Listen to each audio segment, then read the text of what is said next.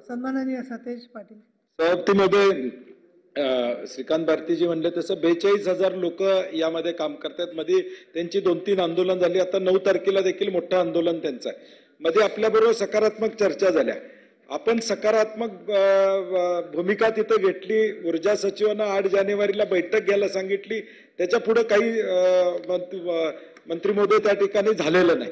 आणि म्हणून जो हरियाणाचा पॅटर्न आहे त्याच्यातले काही मुद्दे आपण अंमलबजावणी केली असं आपण म्हणतो. परंतु सरसकट तो घ्यायला काय हरकत नाही सगळ्या कंत्राटी कर्मचाऱ्यांच्या संदर्भात. कारण की आता महापारेषण आणि महावितरण एक महापारेषणच्या इथं मला वाटतं 22 महावितरणला 22 ते 23,000 मिळतात आणि वितरणला मात्र 16 ते 17,000 रुपये मिळतात त्या कर्मचाऱ्यांना. हा जो दुजाभाव आहे.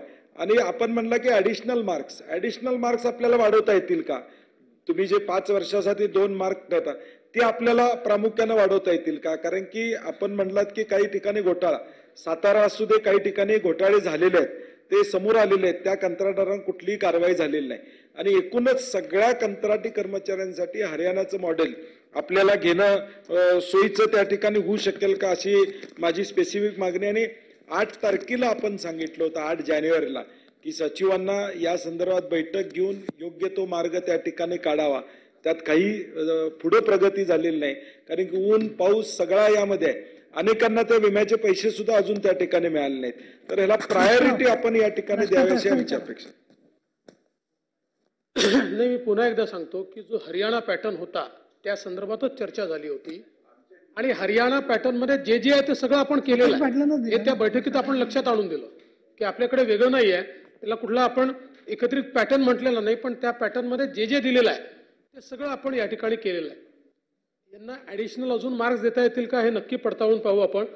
मागच्या वेळेस आपण एकदा प्रयत्न केला होता की यांना अधिशिकचे मार्क देता येतील का, 5-5 देता येतील का, पण त्यातनं खूप मोठ्या प्रमाणात म्हणजे त्याला रिझेंटमेंट आली आणि डिस्पॅरिटी तयार झाली आणि म्हणून मग 2च मार्कांवर आपण कायम राहिलो. पण तरी ते निश्चितपणे आपल्याला पडताळून पाहता येईल.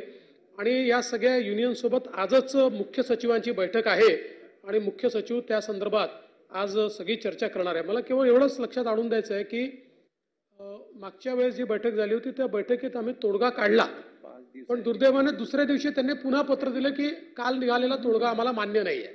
सगळ्याच लोकांनी तिथे मान्य केला होता तोडगा, पण ठीक आहे, शेवटी आपले कर्मचारी आहे त्यामुळे चर्चेतनं मार्ग काढला पाहिजे.